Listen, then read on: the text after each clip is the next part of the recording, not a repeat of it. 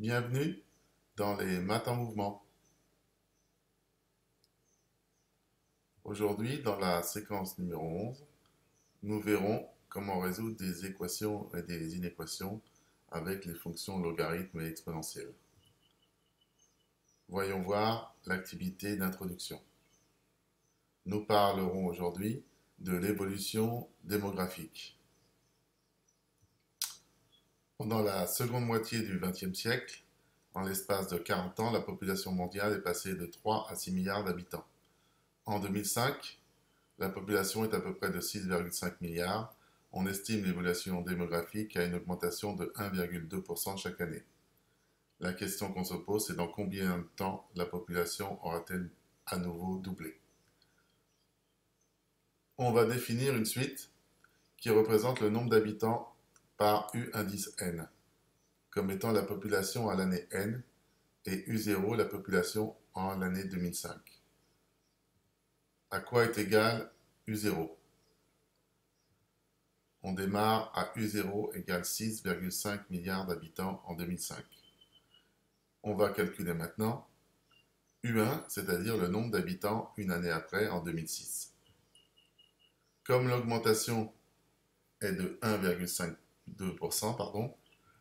le coefficient multiplicateur sera donc de 1 plus 1,2%, c'est-à-dire 1,012.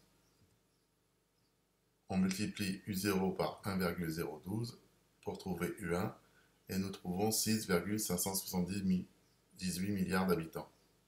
Calculons maintenant de la même façon U2, c'est-à-dire le nombre d'habitants l'année suivante en 2007.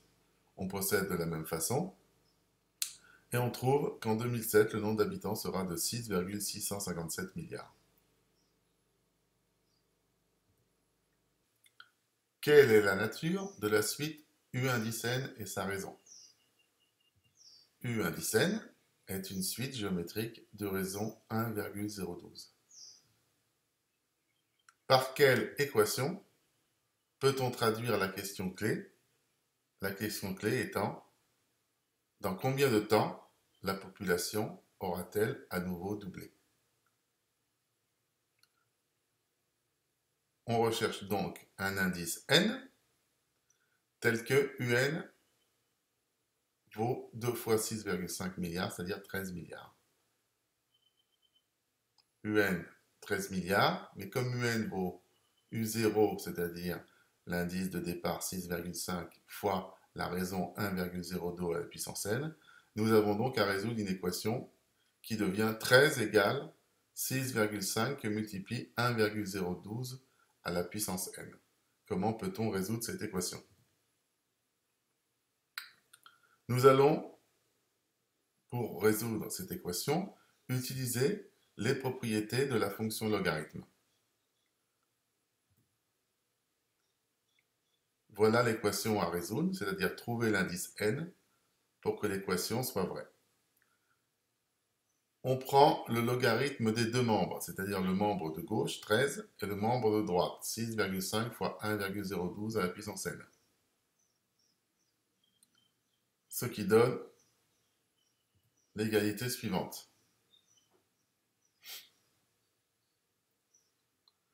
En utilisant la propriété qui dit que le log de a fois b, c'est le log de a plus le log de b, nous séparons le membre de droite en une addition.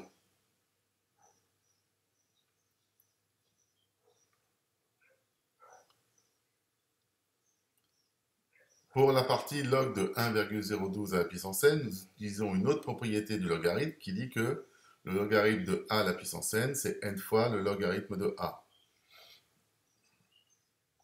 L'équation devient alors celle-ci. Il suffit alors de faire passer logarithme de 6,5 dans le membre de gauche et de diviser par logarithme de 1,012 pour trouver l'indice grand N. On trouve un indice grand N qui est égal à peu près à 58,11. On choisira donc l'entier immédiatement supérieur, c'est-à-dire n égale 59. Comment pouvons-nous interpréter ce résultat maintenant?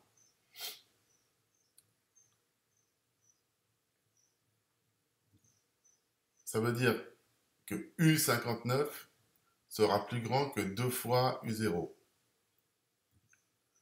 Si U0 correspond à l'année 2005, alors U59 correspond à l'année 2064. En 2064, la population mondiale devrait donc dépasser les 13 milliards d'habitants. En réalité, il faut l'espérer pour la préservation de notre Terre. On peut supposer que le taux de croissance va ralentir et passer nettement en dessous des 1,2%, suivant le graphique que vous voyez apparaître.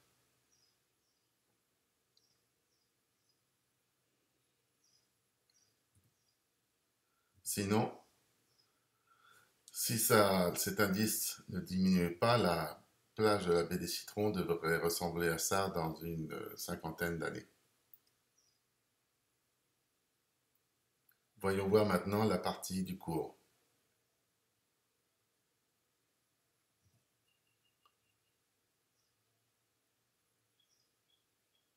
Premièrement, les équations du type Q à la puissance x égale A.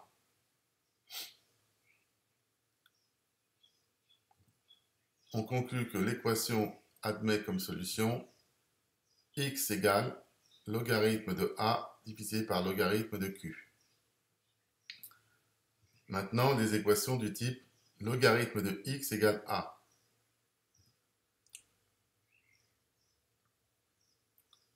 On conclut que l'équation admet comme solution x égale 10 à la puissance A.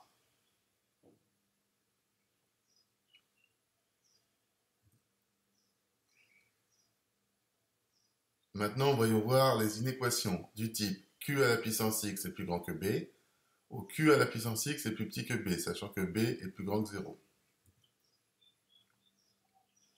On vous donne la méthode à suivre, et il existe deux cas possibles. Soit q est plus grand que 1, alors les solutions sont indiquées et sont donc deux intervalles possibles. Soit q est compris entre 0 et 1, alors nous avons à nouveau deux intervalles possibles pour solution.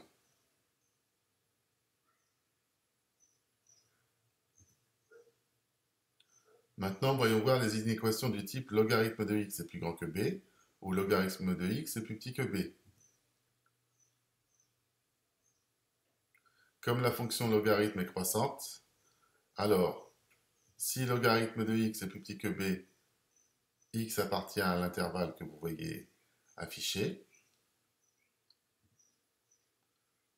Attention, si ce sont des inégalités, des inéquations au sens large, le signe inférieur remplacé par inférieur ou égal ou supérieur remplacé par supérieur ou égal, alors les intervalles ne sont pas ouverts, mais fermés. Et voilà la deuxième solution si logarithme de x est plus grand que b. Merci de répondre aux 5 questions suivantes et de m'envoyer à mon adresse email. Je vous souhaite une bonne journée. À bientôt.